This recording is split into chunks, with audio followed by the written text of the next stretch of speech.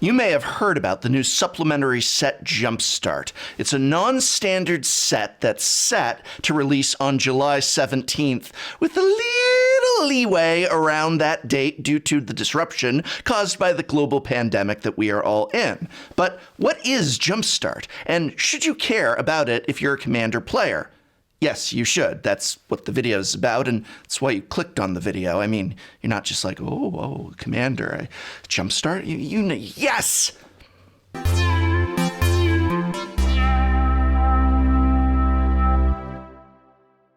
But after saying yes, many Magic the Gathering players ask the question, what are the best new Commander cards available in Jumpstart? This video is going to look at the top 5, but first, I want to use the honorable mention slot to talk about my favorite thing in all of Magic the Gathering. Reprints! If you said Merfolk, partial credit. So before I get to the brand new cards coming to Commander through Jumpstart, there's just such a great selection of reprints available in this product. From cards like Craterhoof, Behemoth, Oracle of Moldiah, Exquisite Blood, and Rise of the Dark Realm, we are seeing a huge selection of Commander cards that have long since needed a reprint, as well as cards that benefit from multiple reprints like Selvala, Heart of the Wilds, Black Market, and Galta Primal Hunger. It's an exciting product for Commander players based on reprints alone. But there's even more in here for Commander players when we look at brand new cards of Jumpstart that Commander players are going to want to pick up a copy of. Number 5 introduces a land cycle that is going to be really appreciated by almost every Commander player, and that is the Thriving Land cycle. The Thriving Land cycle is available in Jumpstart in almost all of the themed packs. As such, the average price to pre-order these lands is less than 50 cents a piece. Now, let me get one thing clear first of all. I do not think these lands are at the high end of powerful, and I don't think that playing more than a couple of comes into play tapped lands is a good idea when you're playing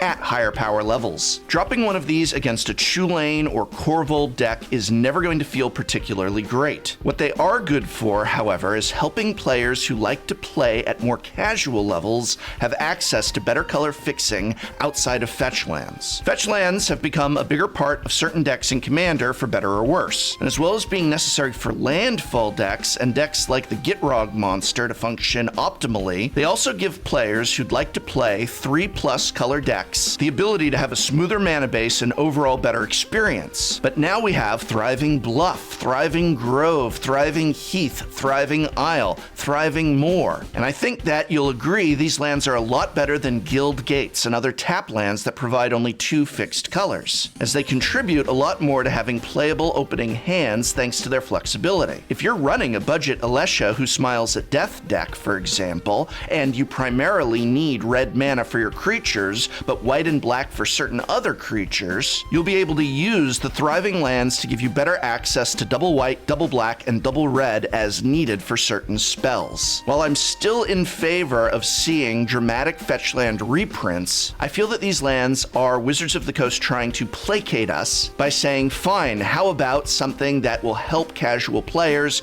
keep cost low and allow us to keep fetch land prices high. And while I don't agree with that last part, I do feel that this land cycle is one of the best things to come to Commander players out of Jumpstart. But coming up next on the list at number 4 is a legendary goblin that is splashy, fun, and set to explode in Commander. That card, of course, is Muxes, the Goblin Grandee. Muxes is a powerful new goblin that, while maybe not replacing classics like Krenko Mob Boss, Perforos God of the Forge, or even Pashilic Mons, will certainly be considered as part of the 99, and I think is going to be a fan favorite as general. When Muxes enters the battlefield, you can put all goblins that cost 5 or less mana from the top 6 cards of your library into play. Woohoo! That's some serious card advantage in red. And, as we all know, cheating on mana is what wins games of Commander. Imagine the bonkers board state you could achieve just by casting this Goblin Noble. Sure, going 6 cards deep in a 100 card deck deck isn't very far, but when you consider all of the great enablers for this strategy, it gets pretty attractive. The brand new Conspicuous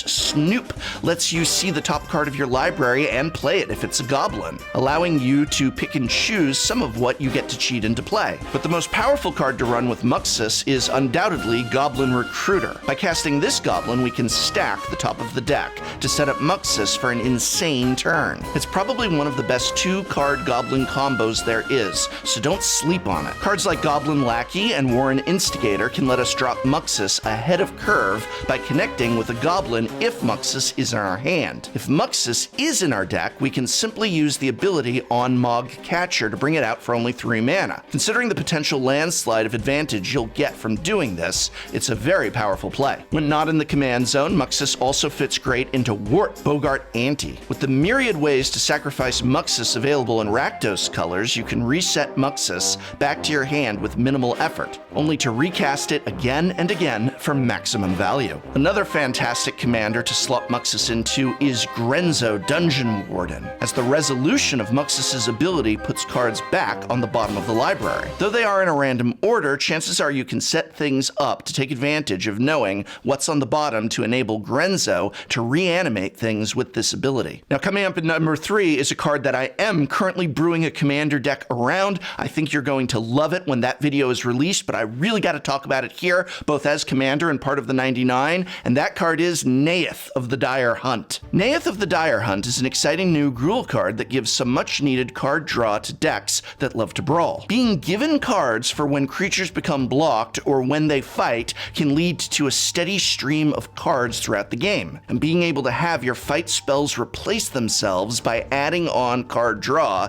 can help to assuage the inherent disadvantage of casting 1-for-1 spells in Commander. Neith's other ability, which can double the power of a creature you control, forcing it to be blocked, is also a nice throwback to red-green powerhouse Xenagos, the god of revels. Whether in the 99 of Xenagos or played as a commander with Xenagos in its 99, Neith can increase the potency of your combat steps. My favorite interactions so far with Neith have been cards like Cetizen Tactics, which grants the ability to fight to as many creatures as you want to pump mana into. Thanks to each creature now being able to fight, you'll draw cards from each separate instance. It's a great way to wipe the board while refilling your hand, especially when you have some hard-to-beat bodies like Ronus the Indomitable, or Death Touch on creatures like Skullwinder. And yes, I'm pure evil, so I really like how Neith as commander can take advantage of Infect too. Whether doubling the power of Spinebiter or Putrefax, this is a card that's so gnarly. If you're excited to learn more about Neith, again, stay tuned. This has been one of my favorite cards that I'm brewing proxies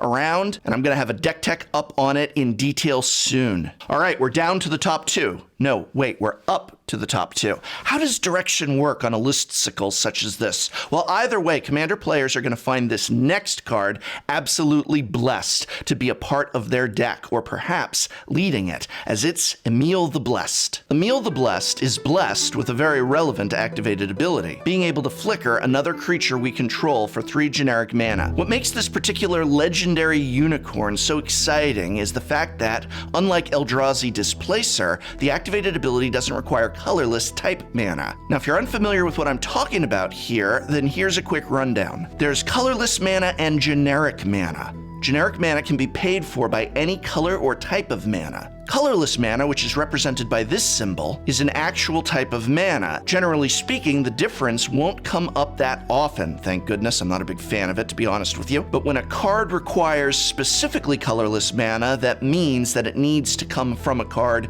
that specifically generates it, as opposed to a card requiring any color of mana, which any color of mana will do. So winding back to Emil, you'll understand why this card is so exciting for Blink decks. Unlike Eldrazi Displacer, it doesn't require colorless mana, and so you don't have to worry about playing enough mana rocks or utility lands to activate it. This is especially relevant when Emil has a green-white color identity. Feel free to play Mana Dorks and other green-based ramp that could not be applicable for Eldrazi Displacer, and we can activate this ability whenever we like, unlike Thassa Deep Dwelling or Conjurer's Closet, which trigger at the end step. And that right there affords us a lot of flexibility. Being able to flicker at instant speed without spending a card like Ephemerate is incredibly useful for dodging removal. And if we can generate infinite mana, we can zone in on many game-winning combos. You don't even have to be an elderly player like myself to look for those combos. Why, the brand new Basari's Lieutenant and a Phyrexian Altar will allow you to ensure your Knight tokens come in with +1/+1 counters, and keep looping creatures into play. All that's required to win here is an Altar of the Brood, and Brood Monitor works here also, as you can sacrifice the 3 Eldrazi Scions to pay for the activation to flicker the Brood Monitor, without even needing to use an altar or other sacrifice element. Either way, whether at the helm of a Unicorn Tribal deck, yeah, or a Blink deck,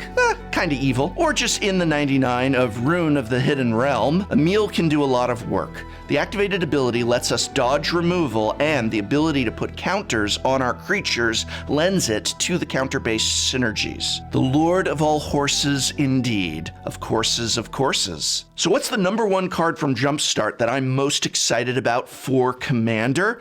Well, the reprints, actually. But what's the #1 new card for Commander that I'm most excited about from Jumpstart? Well, you know me, I'm always asking for more, never satisfied. So #1 is the Witch of the Moors. Yeah, that's a bit of a stretch, but it's a really good card. Witch of the Moors reminds me of Ravos, Soul Tender, one of the most underappreciated partner commanders from the original 2016 partner cycle, which offers both an anthem and the ability to flash creatures out of the graveyard at the beginning of our upkeep. Witch of the Moors is not legendary, but it does share something with Ravos. Repeatable recursion that requires no mana investment. In so many ways, though, I'd say it's better, as it is repeatable removal on a relevant body. Witch of the Moors triggers at your end step. If you've gained life this turn, whether through Wormcoil Engine or just Soul's Attendant, you'll be able to return a creature from your graveyard to your hand, and also force each opponent to sacrifice a creature. This is an extremely powerful effect, considering it doesn't necessarily require mana to trigger it. And at 5 mana on a 4/4 Death Touch body, represents some serious value for both Aristocrats decks and life gain strategies. Commanders like Eiley, Eternal Pilgrim, Teysa Karlov of the Ghost Council, and Atheros, God of Passage, as well as partners like Krav the Unredeemed and Regna the Redeemer, or even Trin, Champion of Freedom, and Sylvar, Devourer of the Free. I mean, honestly, I could just go on and on here. One of the reasons this card is so great is that there's just so many decks that are going to love it. It's really no toil or trouble to take advantage of Witch of the Moors. It's a symmetry at its best, and I'm so excited to start brewing around it. Jumpstart is more than just a cool supplementary product with an interesting and new way of playing Magic the Gathering. It's a product with many exciting cards for Commander players, and in this, the year of Commander, it's another product that feels aimed at us, the commandering generation of Magic the Gathering. If you want to hear more from that generation, be sure to check out my brand new episode of Untitled Magic the Gathering podcast. I think it's one of my favorites yet, absolutely, where we talk just about whether or not Commander is something that can be the only Magic the Gathering format for new, returning, and established players. But either way, I hope very much this video has been of some help to you, and you can help me out by remembering to like, share, subscribe, or just by leaving a comment. Are you excited for Jumpstart, for Commander, or for other uses? Let me know in the comments below.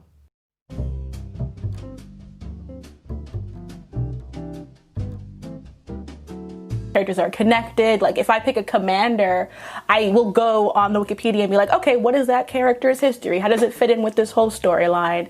So that is fun for me. I think being part of a nerdy fandom is like enjoying and absorbing that environment, that history.